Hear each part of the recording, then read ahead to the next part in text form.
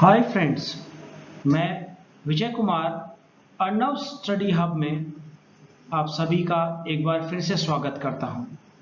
आज मैं आपके लिए लेकर आया हूं एक बड़ा मज़ेदार सा, एक बड़ा आसान सा टॉपिक जिसका नाम है सेल्फ इंट्रोडक्शन। ये एक ऐसा टॉपिक है जो विद्यार्थियों को परेशान करता है, स्टूडेंट्स को परेशान करता है। जब भी स्टूडेंट्स किसी कॉल सेंटर में या किसी जॉब के लिए इंटरव्यू देने जाते हैं तो बड़े कश्मकश में रहते हैं कि अपना इंटरव्यू कैसे दें। तो आज मैं इस वीडियो के माध्यम से आपको बड़ा आसान सा तरीका बताने वाला हूं जिससे आप अपना परिचय इंटरव्यूअर के सामने आसानी से दे सकें। इस परिचय कुछ बातों का ध्यान रखना पड़ता है, जैसे कि आप enter, greeting, name, place, qualifications, skill and experience, strength, life's aim, hobbies और अंत में हम किस प्रकार से अपने परिचय को समाप्त करते हैं। तो चलिए एक एक करके हम इन बातों को डिस्कस करते हैं। सबसे पहले आप जब भी कोई इंटरव्यू देने जाते हैं, चाहे किसी ऑफिस में जा रहे हों या किसी कंपनी में जा रहे हों या फिर किसी कॉल सेंटर में जा रहे हों, आप सबसे पहले इंटरव्यूअर से कमरे में अंदर आने की परमिशन मांगते हैं। जैसे ही आप दरवाज़ा खोलते हैं, आप अंदर आने के लिए पूछते हैं, जैसे कि मे आई कम इन सर। और जब भी आप इस तरह से प्रश्न पूछते हैं, आपके प्रश्न का एक स्ट्रक्चर जो होता है वो इस प्रकार होता है: मे प्लस सब्जेक्ट, उसके साथ जो वर्ब होती है उसकी फर्स्ट फॉर्म का प्रयोग करते हैं और अदर वर्ड्स यूज करते हैं। अमूमन हम यही स्ट्रक्चर को फॉलो करते हैं, लेकिन कई बार आपने देखा होगा कि हम can I come in sir का प्रयोग करते हैं, लेकिन इस प्रकार से पूछना बिल्कुल गलत होगा। कई बार देखा गया है कि विद्यार्थी जो हैं या स्टूडेंट्स जो हैं कुड या वुड का प्रयोग भी करते हैं, लेकिन अगर आप ऐसा करते हैं तो कुड और वुड जो है वो बटरिंग काइंड ऑफ वर्ड्स हैं, जो कि ऐसा लगता है कि आप इंटरव्यूअर को रिझाने का काम कर रहे हैं उन शब्दों के प्रयोग के द्वारा, इसलिए उनका प्रयोग उचित नहीं होगा। जहां तक कैन का सवाल है, इस शब्द का प्रयोग भी करना उचित नहीं होगा अगर आप किसी जॉब के लिए इंटरव्यू देने जा रहे हैं, क्योंकि जब आप कैन का प्रयोग करते हैं तो इसका अर्थ ये निकलता है कि आपने पूछा can I come in sir और आप उनकी बिना परमिशन के ही सीधे अंदर घुस गए। तो जब भी किसी इंटरव्यू में जाए तो मे आई कम इन सर का प्रयोग करें। जैसे ही आप कमरे में एंटर होते हैं, आप जो मेंबर्स आपका इंटरव्यू लेने बैठे हुए हैं उनको प्रणाम करते हैं। अब प्रणाम करने का जो तरीका है वो आप गुड मॉर्निंग के द्वारा कर सकते हैं, गुड आफ्टरनून के द्वारा कर सकते हैं या गुड इवनिंग के द्वारा कर सकते हैं। डिपेंड करता है आप किस समय इंटरव्यू देने गए हैं। अगर हम समय की बात करें कि कब हमें गुड मॉर्निंग कहना है, कब गुड आफ्टरनून कहना है और कब गुड इवनिंग कहना है, तो देखिए रात को 12 बजे से दिन के 12 बजे तक जो समय होता है उसमें हम गुड मॉर्निंग कहते हैं। दोपहर का जो समय है 12 बजे से लेकर और शाम को करीब 4-5 बजे तक हम गुड आफ्टरनून का प्रयोग करते हैं और शाम 5 बजे बाद हम अमूमन गुड इवनिंग का प्रयोग करते हैं। लेकिन अब बात आती है, आप मान लीजिए आप किसी से सुबह के समय मिले और आप उससे अलग हो रहे हैं, तो आप उससे गुड डे या हैव अ नाइस डे कहेंगे। यदि 4, 5, 6 बजे से पहले अगर उससे आप बिछुड़ रहे हैं। यदि आप 6 बजे किसी से मिलते हैं या 7 बजे मिलते हैं और आप 8 या 9 बजे उससे अलग हो रहे हैं, तो आप उसे गुड नाइट कहकर जाएंगे। तो इस प्रकार से अलग अलग समय के हिसाब से हम अभिवादन करते हैं। आगे चलते हैं।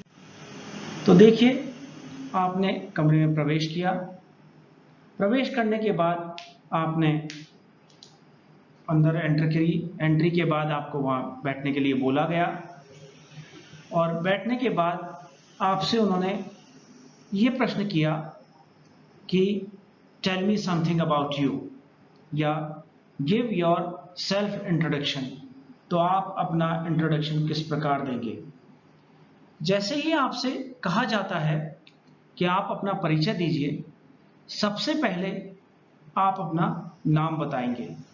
जैसे कि आप ये कह सकते हैं, मान लीजिए आपका नाम अशोक है या अमित है या विशाल है, मोहित है, रोहित है, अभिषेक है, जो भी आपका नाम है उसके हिसाब से आप कहेंगे my name is Ashok, my name is Amit, my name is Vishal और माय नेम इज मोहित। इसके अलावा आप ये भी कह सकते हैं I am Ashok, I am Amit, I am Vishal, I am Mohit. कई बार ये देखा गया है कि जब आप इंटरव्यू देने जाते हैं तो आप माई सेल्फ का प्रयोग करते हैं। जैसे कि myself Ashok, myself Amit, myself Vishal. लेकिन ये फैशन में तो है, लेकिन इस प्रकार से कहना पूरी तरीके से गलत होगा, क्योंकि माई सेल्फ जो है एक पजेसिव प्रोनाउन है और पजेसिव प्रोनाउन अकेला नहीं आता, उसे एक सब्जेक्ट की आवश्यकता पड़ती है। तो अगली बार से आप जब भी जाएं तो माई सेल्फ को नज़रअंदाज करें। इसके अलावा आप दिस इज अशोक का प्रयोग भी करते हैं, लेकिन इसका प्रयोग करना भी फॉर्मली सही नहीं होगा। आपसे नाम पूछने के बाद आपने अपना नाम बताया। नाम बताने के बाद आप बताते हैं आप किस जगह से हैं, आप कहाँ के रहने वाले हैं। जैसे कि आप कहते हैं I am from Jaipur, I am belong to Jaipur, कि मैं जयपुर का रहने वाला हूँ। आप यूँ भी कह सकते हैं I was born in Kota and brought up in Jaipur, यानी कि मेरा जन्म तो कोटा में हुआ है, परंतु मेरी परवरिश या फिर मेरा लालन पोषण जो है वो जयपुर में हुआ है। इसके बाद बात आती है क्वालिफिकेशंस की और करंट एजुकेशन की। क्वालिफिकेशंस यानी कि आपने क्या क्या योग्यताएं हैं।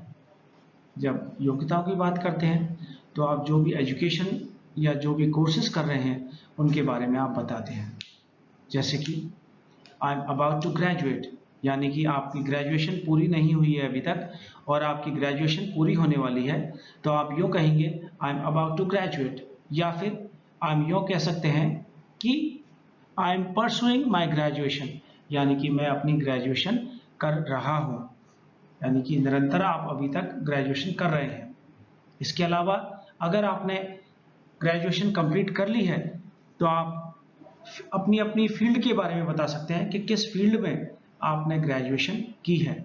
जैसे कि I am a law graduate, I am arts graduate, I am science graduate. यदि आपने ग्रेजुएशन खत्म कर ली है एक प्रकार से और उसे कह सकते हैं आई कंप्लीटेड माई ग्रेजुएशन और पोस्ट ग्रेजुएशन लास्ट ईयर। इसको कहने का मतलब यह है कि आपने पिछली साल ही अपनी ग्रेजुएशन या फिर अपनी पोस्ट ग्रेजुएशन समाप्त कर ली है। इसके अलावा आप अपने बोर्ड या यूनिवर्सिटी के बारे में बता सकते हैं कि किस बोर्ड से या किस यूनिवर्सिटी यानी विश्वविद्यालय से आपने अपनी 12th या ग्रेजुएशन की है।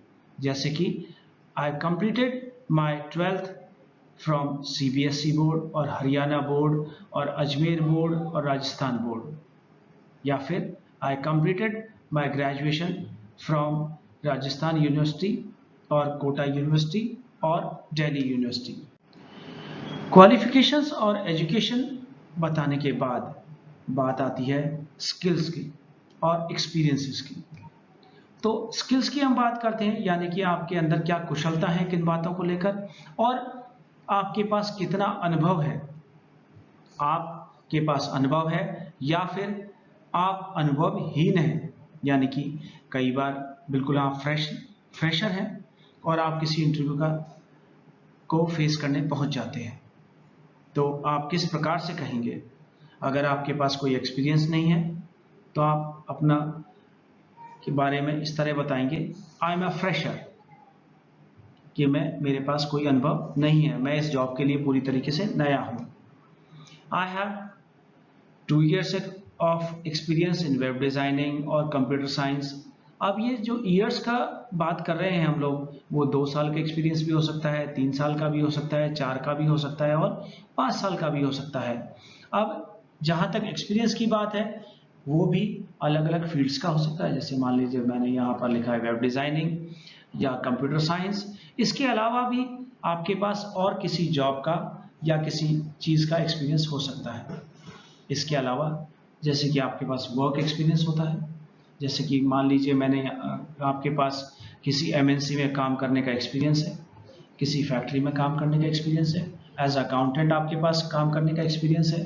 तो एक आइडियली मैंने ये लिखा, I have 2 or 3 years experience of working with Genpact MNC. MNC means multinational company. आपने कोई डिप्लोमा कर रखा है, कोई डिग्री कर रखी है, उसके बारे में भी आप यहाँ पर बता सकते हैं। जैसे कि I have done 2 or 3 years diploma in ITI, जैसे ब्रांच उसमें हमने बता दी है इलेक्ट्रॉनिक्स, या फिर I have done 3 years diploma in polytechnic. जिस भी फील्ड में आपने कोई कोर्स कर रखा है, कोई डिप्लोमा या डिग्री कर रखी है, उसके बारे में आप बता सकते हैं। आगे बढ़ते हैं स्ट्रेंथ्स की ओर। क्या आपकी क्या ताकत है, मतलब आपके अंदर क्या आपकी विशेषताएं हैं। हर इंसान की अपनी अपनी विशेषता होती है, आप उन विशेषताओं के बारे में बता सकते हैं। जैसे कि I am a good administrator, कि मैं एक अच्छा प्रशासक हूँ। आई एम पॉजिटिव थिंकर, मैं आशावादी हूँ।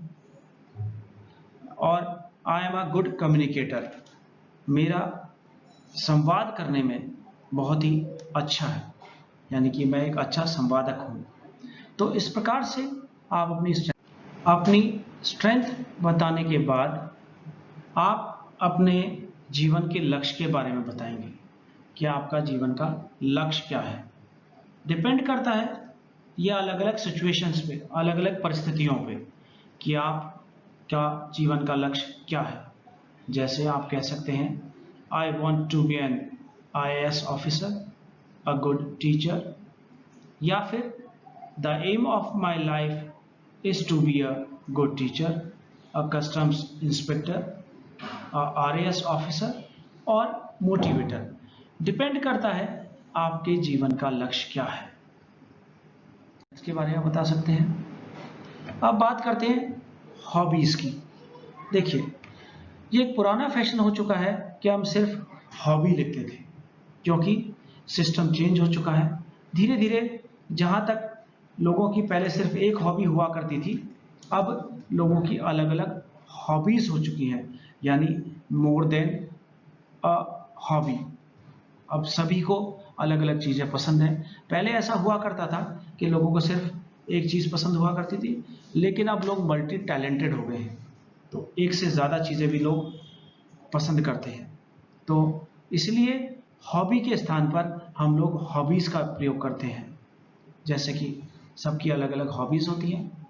जैसे my hobbies are listening to music and to read books, I am fond of reading books, I like playing football, I love painting, singing, dancing। इस प्रकार से आप अपनी अलग अलग हॉबीज के बारे में बता सकते हैं।